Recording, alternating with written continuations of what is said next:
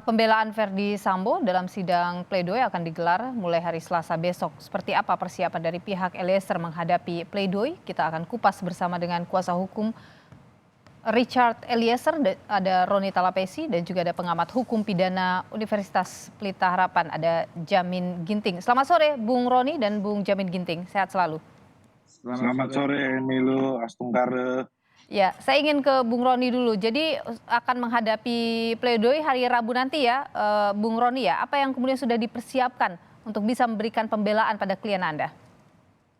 Betul Nilu, kami sekarang sedang fokus untuk merampungkan pledoi yang nanti akan kami bacakan di hari Rabu depan ya.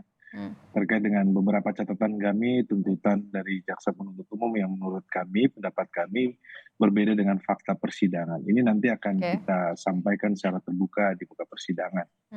Ya. Apa yang Anda tadi menyebut bahwa ada beberapa fakta persidangan menjadi catatan? Apa itu yang sudah Anda catat sekarang ini? Tidak bisa saya buka semuanya. Tapi poin umumnya?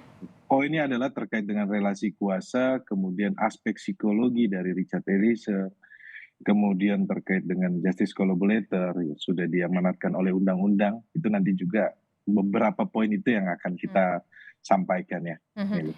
Anda lebih keberatan pada tuntutan 12 tahunnya ataukah terkait dengan perbedaan yang antara 3 terdakwa dengan klien Anda?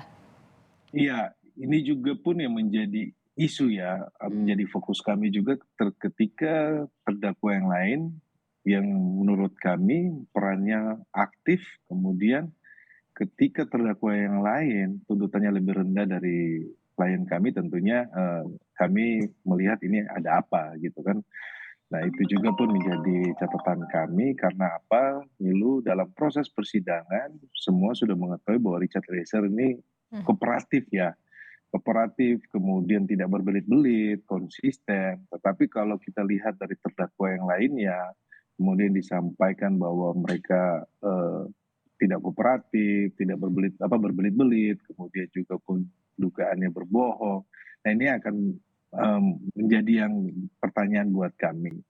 Dan juga pun ya kami melihat bahwa fakta persidangan kan sudah terbuka ya, semuanya sudah mengetahui. Jadi ketika yang disampaikan berbeda dengan fakta persidangan, tentunya ini menjadi terkait dengan rasa keadilan ya. Ini juga bukan hanya seorang Richard Eliezer, tetapi rasa keadilan dari masyarakat luas yang mengikuti persidangan ini. Oke, Jadi baik. hal-hal ini akan kita akan tampung, kita akan rampungkan di dalam pledoi kami juga untuk kita sampaikan. Baik, Seperti itu. saya ingin ke Bung Jamin Ginting. Bu Jamin, kalau Anda sendiri melihat putusan yang atau tuntutan yang kemudian sudah dibacakan oleh JPU, ada reaksi yang muncul di masyarakat soal tidak memenuhi rasa keadilan. Anda sendiri melihat bagaimana? Ya, kalau kita lihat di sini ada terkait 3 hal ya yang kontroversi dan disparitasnya cukup tinggi. Terkait pertama dengan hukumannya ya, disparitas hukuman itu perbedaan dari tuntutan ya terhadap para terdakwa. Pertama yaitu terkait dengan posisi daripada Putri yang kita ketahui menurut fakta-fakta persidangan bahkan keterangan Richard Eliezer, dia merupakan bagian dari directing mind ya, orang yang menginginkan suatu perbuatan pidana terwujud bersama-sama dengan suaminya Ferdi Sambo. Sehingga hukuman yang 8 tahun tadi terasa cukup rendah ya dibandingkan yang lain. Yang kedua adalah GC yang diterima oleh Baradae. Kedudukan Baradae yang menerima GC walaupun dikatakan sudah mempertimbangkan, tetapi realita disparitas hukuman terhadap orang yang bukan penerima GC itu sangat signifikan. Sehingga hal ini juga menjadi permasalahan yang harus ditelusuri tadi terkait dengan keadilan dalam masyarakat itu harus dipertimbangkan ya. Yang ketiga saya kira terkait dengan hubungan antara hukuman Ferdi Sambo ini yang dalam pertimbangan majelis, dalam pertimbangan jaksa penuntut umum tidak ada satupun ya yang meringankan. Berarti hukumannya maksimum. Harusnya kalau tidak ada satupun terkait dengan itu, dia harusnya hukuman paling tinggi hukuman mati. Tapi realitanya terlepas dari kontroversi terkait hukuman mati di Indonesia, saya harusnya melihat ada satu pertimbangan yang meringankan sehingga sumber hidup itu layak diberikan. Oke, jadi Anda menilai agak janggal ketika tidak ada yang meringankan tapi kemudian hukumannya tidak maksimal. Ya, karena Oke. dalam pertimbangan itu tidak ada satupun yang meringankan. Ya, betul sekali. Bung Jamin begini, kalau misalnya hakim pembelaannya adalah pertimbangannya adalah bahwa 3 terdakwa lain tidak berpartisipasi aktif begitu sampai menyebabkan Yosua meninggal. Apa pandangan Anda terkait itu?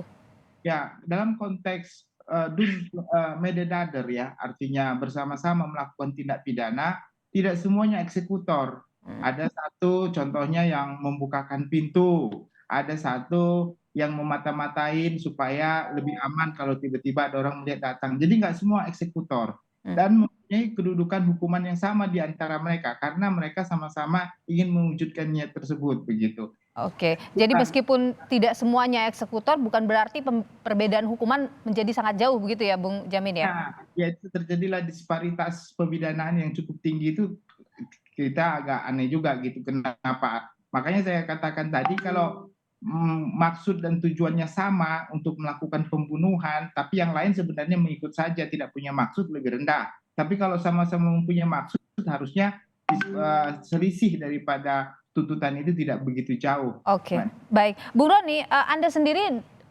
merasakan bahwa pledoi nanti mungkin akan banyak dipertimbangkan oleh hakim atau bahkan mungkin diterima begitu, seberapa besar menurut Anda?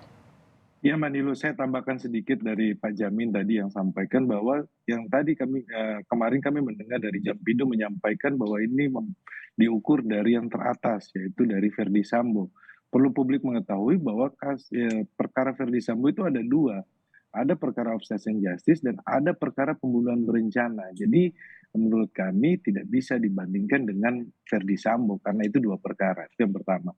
Yang kedua terkait dengan pledoi tentunya harapan kami ya Mbak Nilu bahwa hakim akan melihat isi dari pledoi kami ini, kemudian juga pun kami sangat yakin bahwa hakim yang memimpin proses persidangan ini secara arif dan bijaksana dan secara transparan dalam proses persidangan kita sudah lihat semuanya berjalan lancar dan diberikan hak-haknya, terutama untuk Richard Eliezer kami melihat bahwa hak dia sebagai justice collaborator diberikan oleh majelis hakim walaupun belum ditetapkan dalam putusan ya, tetapi tahapan ketika dia menjadi justice collaborator dalam proses persidangan hakim sudah memberikan. Contohnya apa Mbak Nilu? Ketika dia dipisah dengan pemeriksaan dengan terdakwa yang lainnya. Kemudian dia tidak bertemu langsung ketika pemeriksaan, ketika duduk bersama ya. Nah menurut kami ini adalah hal yang baik karena apa? Hak itu juga pun sudah diatur dalam Undang-Undang Perlindungan Saksi dan Korban. Kalau Mbak Nilu kita lihat bahwa ketika persidangan itu Richard Eliezer lewat Zoom ya, dipisahkan ruang sidangnya karena itu memang sudah diatur bahwa itu adalah hak dari seorang justice collaborator. Oke, tapi baik. kita kan sudah tanyakan kepada majelis hakim bagaimana mengenai penetapannya, majelis hakim sampaikan bahwa akan sekaligus di dalam putusan. Oke. Dan itu membuat Anda lebih optimis nanti pada vonis hakim? Ya tetap kita harus optimis Mbak Nilu. Baik, Bung Jamin, kalau Anda melihat yang mendapat hukuman atau tuntutan tertinggi dalam kasus ini Verdi Sambo, apa yang kemudian ia perlu perhatikan atau kejelian yang harus dimiliki oleh pengacaranya dalam menyusun pledoi nanti? Kalau lihat dari tuntutan jaksa penuntut umum, ini ada ruang saya kira oleh hakim untuk memberikan keringanan lebih ringan dari tuntutan jaksa. Apa itu? Jadi pengacaranya harus bagaimana ini Bung Jamin nanti ketika menyusun pledoinya? Tentu dia akan memaparkan prestasi yang sudah dilakukan oleh Verdi Sambo selama masa karirnya. Karena kan dalam pertimbangan nggak ada hal yang meringankan. Sehingga ada prestasi-prestasi apapun itu yang menurut majelis hakim harus dipertimbangkan sebagai alasan peringan. Sehingga huruf tadi bisa menjadi angka. Begitu. Jadi dengan keadaan kan nggak ada ya tadi pertimbangan jaksa penuntut umum tentang hal yang meringankan. Lalu kalau hakim sudah memasukkan hal yang meringankan, otomatis huruf itu jadi angka. Nah kalau jadi angka kan kemungkinan di lapangan juga lebih bisa turun lagi begitu. Nah inilah yang menjadi dasar perjuangan ya, selain karena sudah pengakuan kan sulit ya, itu sudah diakui dan mengembalikan terkait dengan motif. Nah motif ini salah satu menjadi perbincangan karena sampai sekarang perselingkuhan itu belum dapat diterima oleh penasihat hukum sebagai suatu keadaan yang benar. Baik, Demikian korban juga, keluarga korban juga tidak menerima. Berarti ada sesuatu yang kurang benar dalam tuntutan JPU terkait dengan perselingkuhan. itu bisa jadi celah nanti dari tim pengacara. Saya ingin ke Bung Roni, singkat saja Bung Roni, ada harapan yang disampaikan Richard mungkin ke Anda terkait dengan putusan nanti dan kemudian penyusunan pledoi juga. Ya, kita berdoa dan kita serahkan kepada majelis hakim sebagai wakil Tuhan. Kami percaya bahwa proses persidangan ini tentunya berkeadilan untuk Richard Eliezer, dan dia sampaikan kepada saya tetap optimis Bang, tetap berdoa, kita yakin bahwa kebenaran itu ada. Baik, Bung Keadilan Roni itu ada. Bu Roni Talapesi, pengacara Richard Eliezer, dan juga Bung Jamin Ginting, pakar hukum pidana Universitas Pelita Harapan. Terima kasih sudah berbagi pandangan di Kompas Petang. Sehat selalu Bapak-Bapak. Sehat selalu.